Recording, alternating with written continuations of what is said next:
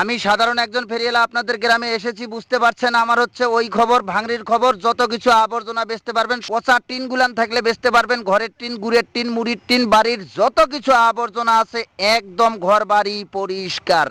খালি বাংলার ও ভাই, এই দাঁড়া দাঁড়া দাঁড়া দাঁড়া। থাকলে ওগুলা নিয়ে আসেন, ঢাকি বোঝাই করে করে নিয়ে আইসো। আমি বুঝতে পারছেন। আমার হচ্ছে ওই খবর, ভাঙড়ির খবর। যত কিছু আবর্জনা বেচতে পারবেন সব নগদ টাকা দিয়ে কিনে নিব।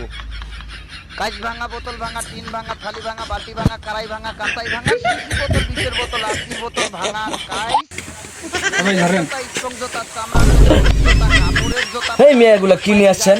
বদনা, এই মেয়ে, আপনি তো বলতেছেন ঘর বাড়ি পরিষ্কার। এই মিয়া ভাগেন এখান থেকে, বলতেছে কি বুঝতেছে কি? থাকলে এইগুলা নিয়ে সব নগদ টাকা দিয়ে কিনে নিব। বেশিরভাগ